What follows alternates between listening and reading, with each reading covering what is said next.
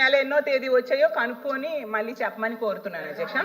అలాగే తల్లికి వందనం అధ్యక్ష. తల్లికి వందనం పథకం మీ అందరికి తెలుసు కదండి అధ్యక్ష. ఇది యాక్చువల్ గా గతంలో జగన్మోహన్ రెడ్డి గారు అమ్మఒడి అని ఒక పథకాన్ని ఇచ్చేవారు. స్కూల్కి వెళ్ళే పిల్లల తల్లికి ఇచ్చారు. ఎందుకంటే డ్రాప్ అవుట్స్ ని తగ్గించడం కోసం. ఆగండి అమ్మా, నేను ఏం చెప్తున్నాను, స్కూల్కి వెళ్ళే శివరామరెడ్డి గారు అధ్యక్ష మాట్లాడదాం చెప్పండి, చెప్తాను.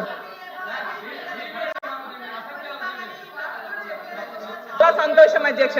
కానీ ఈ రాష్ట్రంలో 83 లక్షల మంది పిల్లలు స్కూల్కి వెళ్తున్నారు అధ్యక్ష. దానికి కావాల్సిన నిధులు 12,450 కోట్లు అధ్యక్ష. కానీ బడ్జెట్ లో పెట్టారు 5,387 కోట్లు మాత్రమే అధ్యక్ష. ఇది తప్పు అయితే చెప్పమనండి, అప్పుడు అరవమనండి అధ్యక్ష. అయితే మరి 5,387 కోట్లతో ఎవరికి సర్దుతారు, ఎంతమందికి ఇస్తారు, ఎప్పుడు నుంచి ఇస్తారు? స్కూల్ స్టార్ట్ అయ్యి ఇప్పటికే 5-6 నెలలు అయిపోయింది అధ్యక్ష. ప్రైవేట్ స్కూల్స్కి వెళ్ళే పిల్లలు కూడా ఉన్నారు. ఎవరినైనా మోసం చేయొచ్చు కానీ పిల్లలు మాత్రం మోసం చేయకూడదు అధ్యక్ష. జాలి ఉండాలి కదా పిల్లలంటే. మరి ఇప్పుడు 100 రూపాయలకి క్వార్టర్ మధ్య ఇవ్వడం మీద చాలా సమీక్షలు చేశారు. మరి తల్లికి వందనం మీద కూడా కొంచెం సమీక్ష చేసి వాళ్ళకి తొందరగా డబ్బులు ఇచ్చేట్టుగా, వాళ్ళకి ఇవ్వాల్సిన 12,450 కోట్లు ఇచ్చేట్టుగా చేయమని మీ ద్వారా వాళ్ళని కోరుతున్నాను అధ్యక్ష. అలాగే ఇంకో మంచి పథకం వీళ్ళు పెట్టారు అధ్యక్ష, మహాశక్తి పథకం అనేసి. చాలా సంతోషం. ప్రతి నెల కూడా 1,500 ఇస్తాము, 18 సంవత్సరాలు దాటిన వాళ్ళకి 59 సంవత్సరాల వరకు అని చెప్పారు అధ్యక్ష. ఆ పథకానికి రూపాయి కూడా ఇప్పటికి విధించలేదు అధ్యక్ష. కంటిన్యూ చేయనివ్వండి, దయచేసి కంటిన్యూ చేయనివ్వండి. మేడం అధ్యక్ష తీసుకుంటే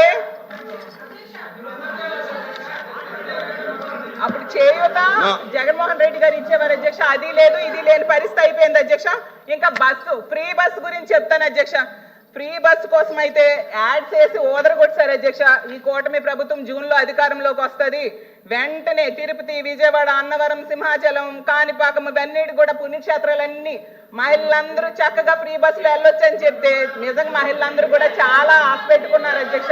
నిజం చెప్తున్న 2.5 కోట్ల మంది మహిళలు చాలా ఆశ పెట్టుకున్నారు అధ్యక్ష. ఆ ఫ్రీ బస్ ఒక రూపాయి కూడా కేటాయించలేదు అధ్యక్ష. చాలా ఘోరం అసలు. ఈ ఫ్రీ బస్సు వీళ్ళు పక్క రాష్ట్రాలను చూసి కాపీ కొట్టారు అధ్యక్ష.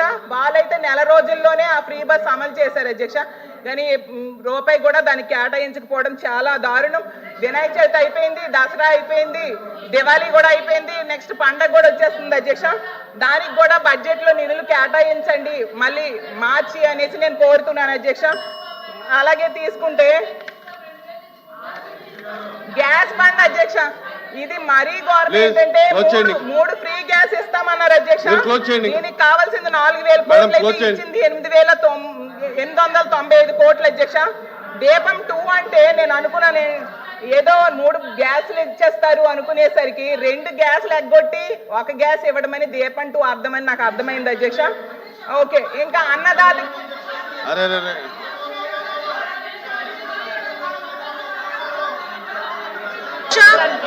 అధ్యక్ష ఇక్కడ 3 గ్యాస్ సిలిండర్లని చాలా క్లియర్ గా చెప్పిన తర్వాత సాక్షి పేపర్ బేస్ చేసుకొని అధ్యక్ష అన్నాది గారు అధ్యక్ష మేము ఫస్ట్ నుంచి ఒకటే చెప్తున్నాం అధ్యక్ష. బడ్జెట్ మీద మాట్లాడినప్పుడు బడ్జెట్ చాలా క్లియర్ గా చదువుకొని రావాలనే సంగతి సభ్యులు తెలుసుకోవాలన్న వినపం అధ్యక్ష. ఎందుకంటే ఇదే ఉచిత బస్సుల విషయంలో ఉచిత సిలిండర్ల విషయంలో 3 సిలిండర్లు ఏ టైం టు ఏ టైం, సంవత్సరానికి 3 సిలిండర్లు ఏ టైం టు ఏ టైం అని చెప్పి చాలా క్లియర్ గా చెప్పున్నారు. దానికి సంబంధించి మార్గదర్శకాలు కూడా విడుదల చేస్తున్నారు. అది ఓపెనింగ్ కూడా చేస్తున్నాం అధ్యక్ష. దానికి తిరిగి 2 సిలిండర్లు అని చెప్పడం అన్నది మాత్రం మంచి పద్ధతి కాదు అధ్యక్ష. అదేవిధంగా స్త్రీనిధి కింద అధ్యక్ష ఈ బడ్జెట్ లో 3,500 కోట్లు కేటాయించడం జరిగింది అధ్యక్ష. స్త్రీనిధి గురించి 3,500 కోట్లు కేటాయించలేదు, రూపాయి కూడా కేటాయించలేదని సభ్యురాలు అవాస్తవాలు మాట్లాడుతుంటే ఖండించాల్సిన అవసరం మా పాలకపక్షంగా మాకు ఉంది అధ్యక్ష. అందువల్ల మేము కూడా ఈ రోజు మైక్ తీసుకోవాల్సిన అవసరం వచ్చింది. ప్రతి దానికి కూడా అంటే మీరు నిజంగా విమర్శ చేయండి, సద్విమర్శ చేయండి, మేము కూడా తీసుకుంటాం. అంతేగాని మేము చేస్తున్న వాటిని కూడా చెయ్యలేదు అని చెప్పి ప్రజలకు సభ ముందు అవాస్తవాలు పెడతా ఉంటే ఇది సభ ఉల్లంఘన కింద కూడా వస్తుందని చెప్పి నా ఉద్దేశం అధ్యక్ష.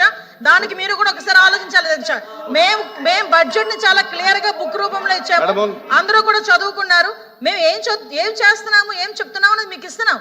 మీరు చెప్పాలి. ఇప్పుడు దాని గురించి మాట్లాడడం మానేసి అవాస్తవాలు మాట్లాడడం అనేది మంచిది కాదు. దయచేసి ఇది కూడా సభా ఉల్లంఘన కింద తీసుకోవాల్సిందిగా కోరుకుంటున్నా. ఈ సభలో